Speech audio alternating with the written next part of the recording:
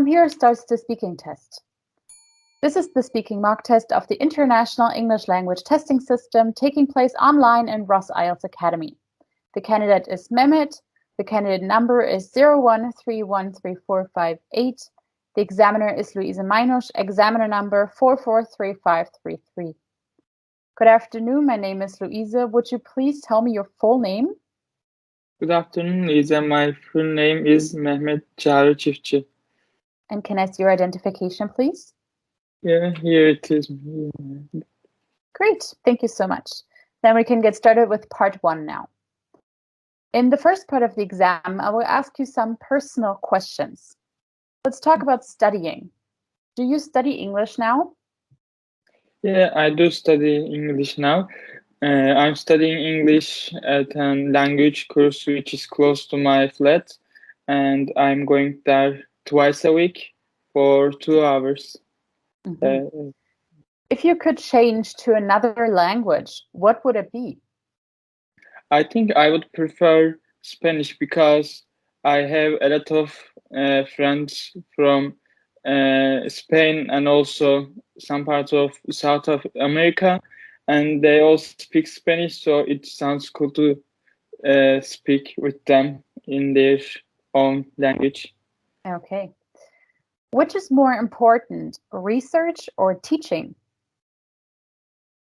I think research is more important than teaching because when you teach something, you are teaching something which is known, but when you research, you are finding something which is unknown. So I think it's more important. Now let's talk about toys. What was your favorite toy as a child? Oh, I had a toy. It was, I think, a remote control car, and I was controlling it with my remote control, and I think I was 5 years old when I got it. And it was that. Should parents buy many toys for their children? I think we should look this from different perspectives because in one hand, if you buy a lot of toys to your kid,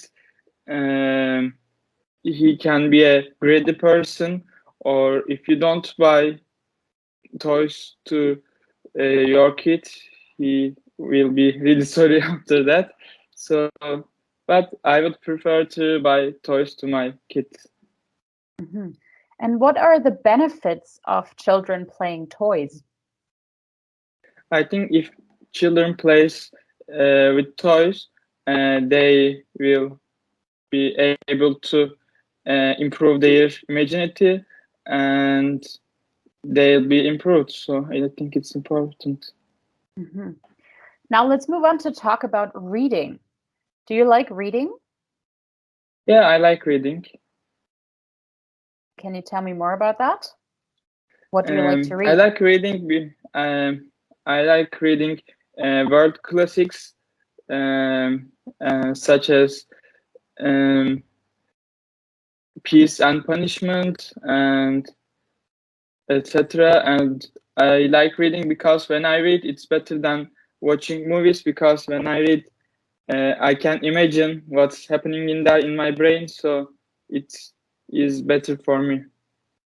What was your favorite book as a child? I think it was Peter Pan when I was a child. I really liked to read it, and because it helped me to think a child like a adult. So, but he doesn't want to be adult. So, it was my favorite. Okay, thank you. That's it for part 1. Now we can move on to part 2. So in part 2, I will give you a card with a topic, and then you will have to talk about the topic for 2 minutes. You have 1 minute to think about what you're going to say, and you may take some notes to help if you wish. Do you understand? Yeah, I understand. Great. Then I will share my screen with you so you can see your cue card. So you should describe the time when you first talked in a foreign language. Your 1 minute of preparation starts now.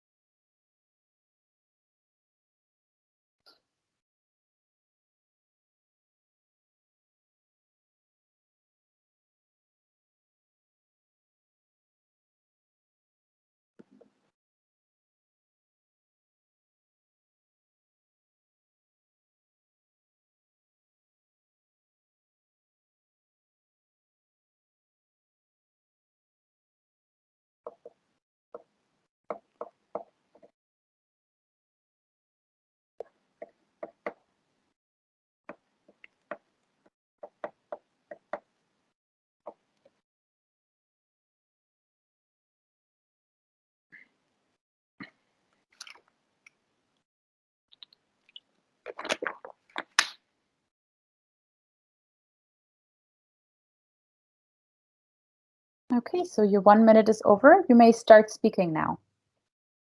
The first time I speak in foreign language, the first language I speak was English, and I talked with a tourist in Turkey who was looking some places to go visit, and I talked about tourist destinations and places which she would be happy about to visit, and I said some tourist destinations, and after that I feel really confident because I felt that like I can do it and I can speak about these things.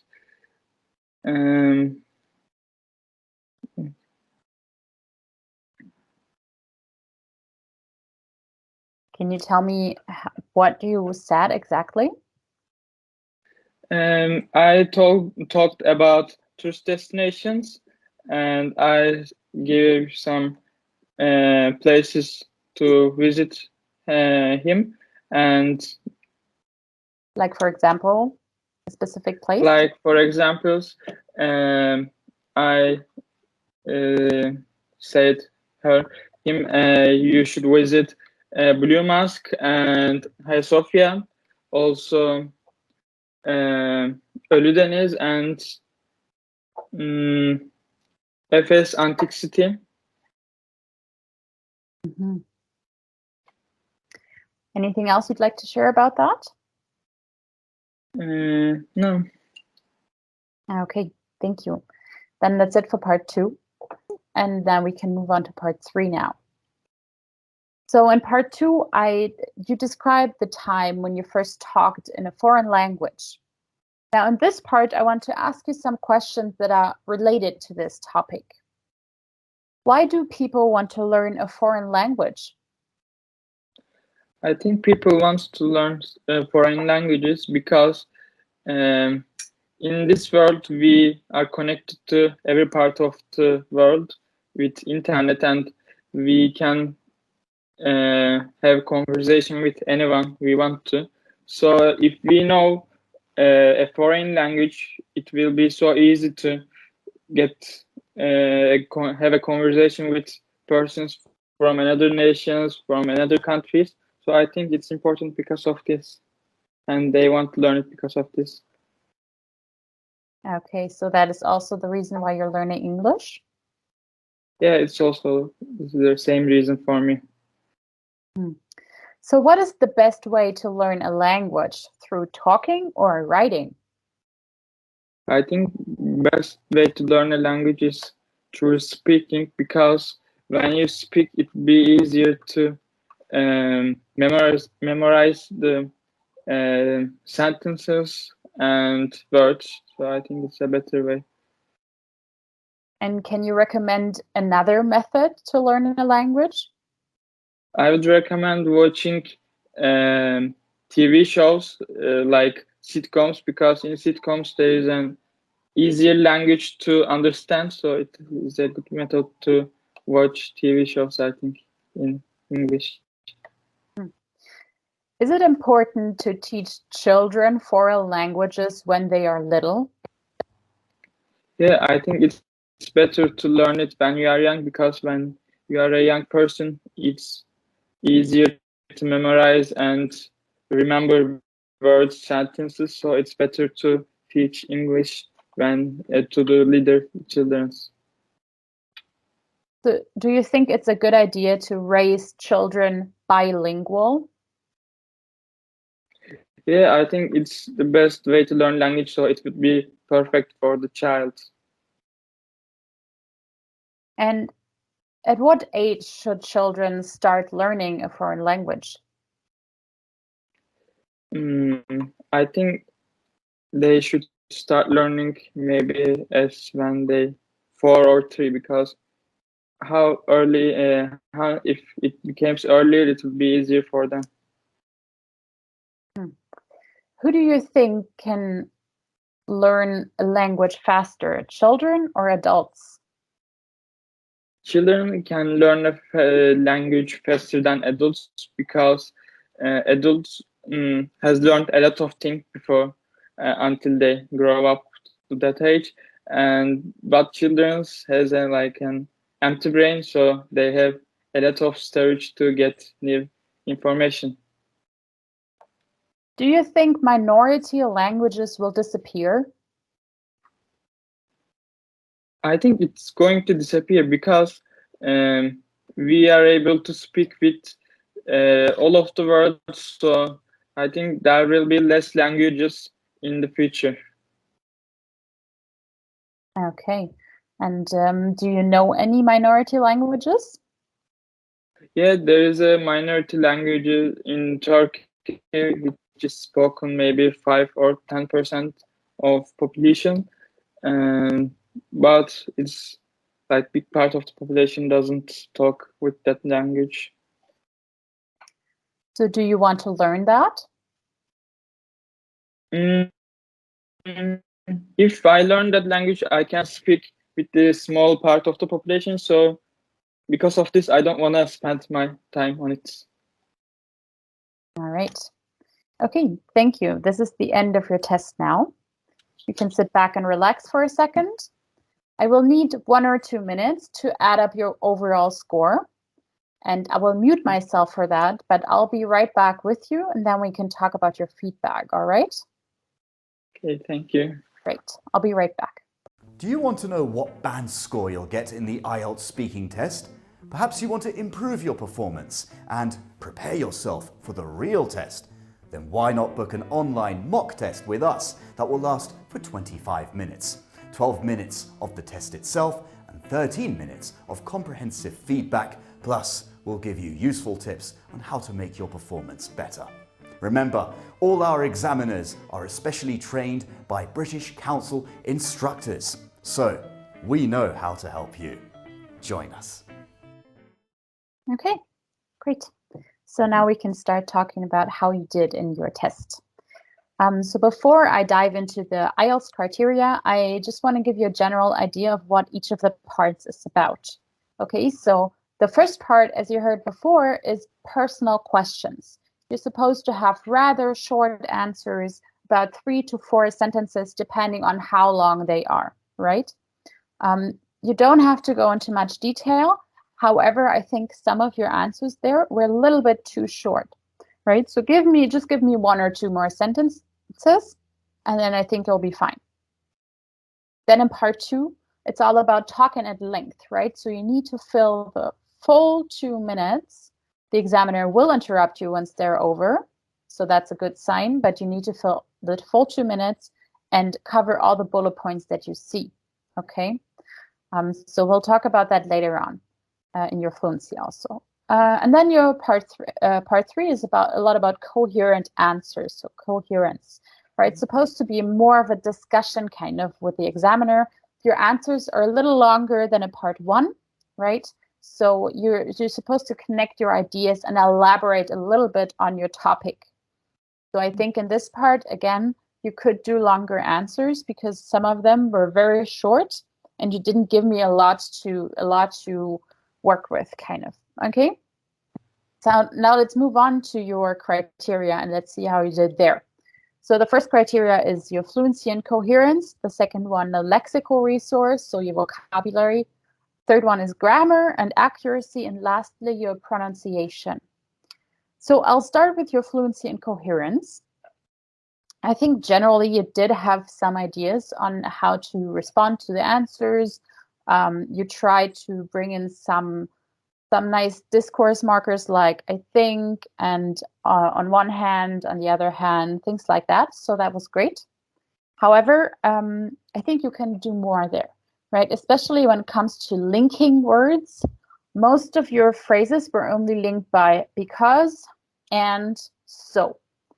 So you need to have more variation in there. Just to give you an example, instead of saying and all the time, you can say furthermore, further, moreover, in addition, things like that. There are tons of lists out there where you can take your linking words from.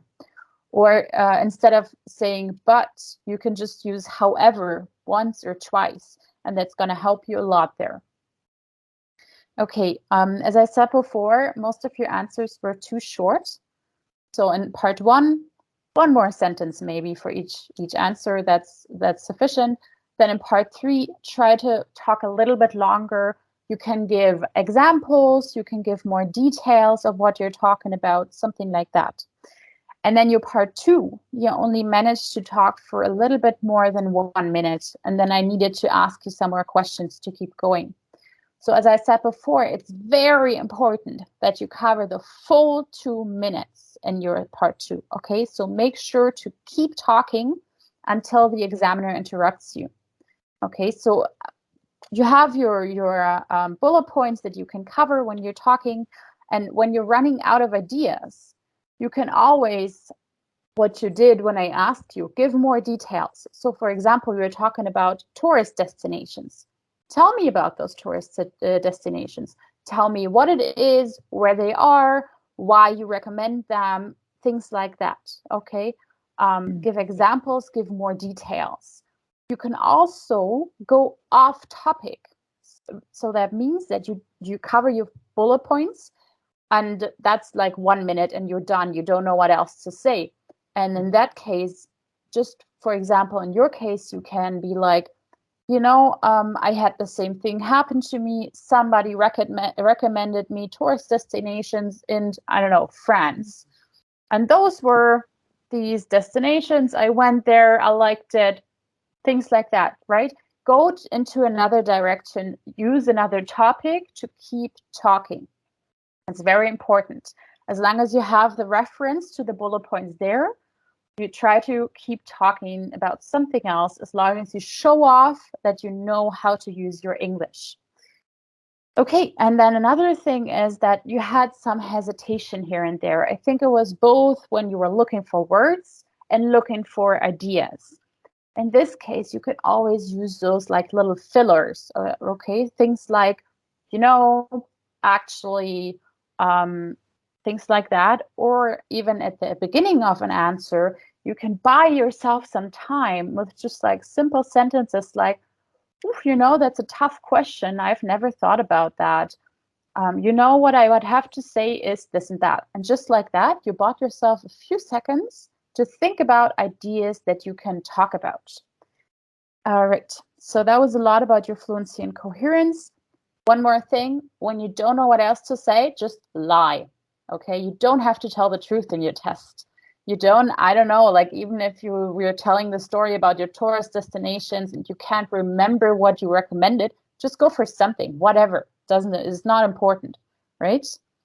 All right, so overall for your fluency and coherence, I would give you 5 today. Now we can move on to your lexical resource. So I think you did have some nice expressions in there, right? For example, in your first answer, you were like, you answered like, I do study English. So that was nice. You know, you had this little twist in there, or using words like remote control car or prefer something, right? So those are those little things that were definitely very nice. You could do more in your paraphrasing. So paraphrasing is if you find a synonym for a word, right? Another word with the same meaning. That goes especially for your direct answers to my questions. because you should try to find different words and not repeat the ones you heard in the question, right? Because it shows that you have enough vocabulary to, not repeat exactly what you just heard. That's a comprehension thing. Okay. I think you sometimes try to do that here and there, but you didn't always succeed. So try to do that more. Be confident about what you know and use those things that you're confident about. Okay, but generally, I think you have some nice expressions in there, and that's why I gave you a 6 for your vocabulary today. So moving on to your grammar. All right, so I heard some different structures here and there, right? You had some relative clauses, some compound sentences, and so on. You did try to use different tenses, right? So I heard some future tense, I will be able to, some past tense, and so on. However, especially in part 2, you're talking for 2 minutes, and usually you're telling some kind of story or something, right? Be sure to stick to the same tense all the time, because you were kind of switching back and forth between present tense and past, but the story you were telling happened in the past, so you need to stick to your simple past. For example, you said the first time I speak, it's the first time I spoke because it happened in the past. Or I talk about tourist destinations, I talked about tourist destinations. Okay, so especially in part 2, pay close attention that you don't mix up your tenses. Stick to the same one. Okay, and then another thing that I noticed is sometimes you were missing some articles here and there. For example, you said have conversation with anyone. Have a conversation, right? You're missing your a or the sometimes. Those are those little things that sometimes get lost in the process, especially when you're stressed or when you're nervous, right? So write that down and try to practice that. And then another thing is you, for example, you were talking about minority languages, which is a noun and the plural. But then you went on to say, I think it is. Well, it's not one thing, it's more languages. So I think they are, right? You need to match your nouns and verbs together. All right. So overall, I think, be sure to be confident about what you know and practice that. And especially your tense, you should stick to the same one all the time. And then I think you're good. So that's why I gave you a 5 for grammar and accuracy.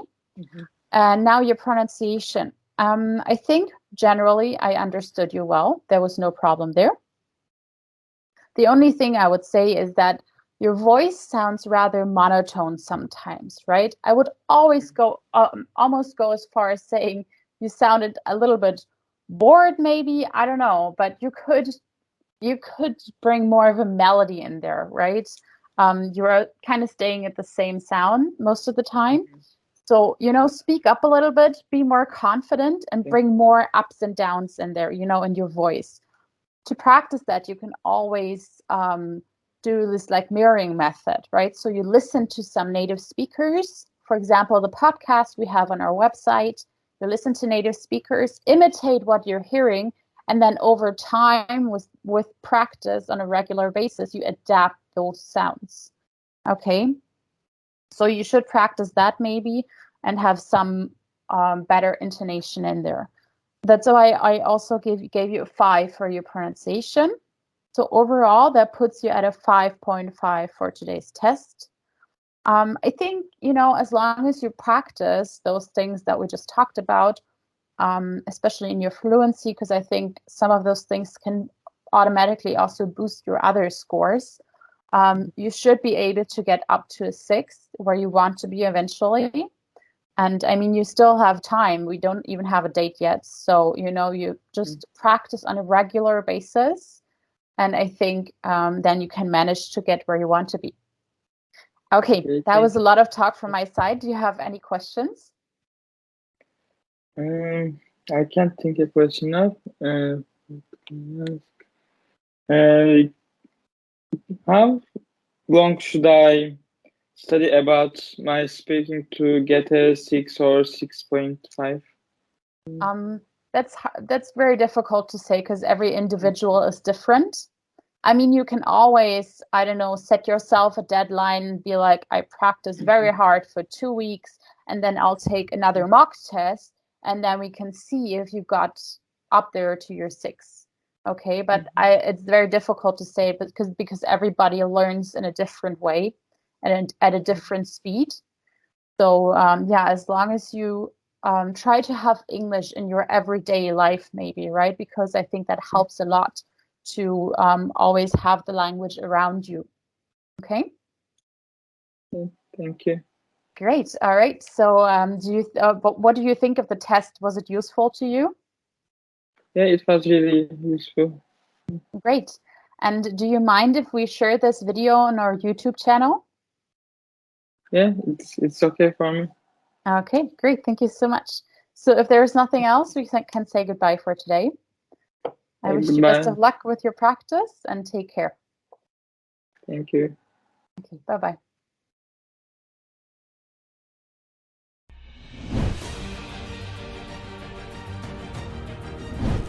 Speaking course. This course is made up of 5 offline speaking videos in which you will learn all the necessary tips and techniques to take the IELTS speaking test with a high score. Tell me about your family. Do you In addition to that, you will have access to useful grammar and vocabulary resources. Once you finish your course, you will have 1 online mock test of speaking, along with comprehensive feedback under the same exam conditions. Interesting question. Join us to become our next successful candidate.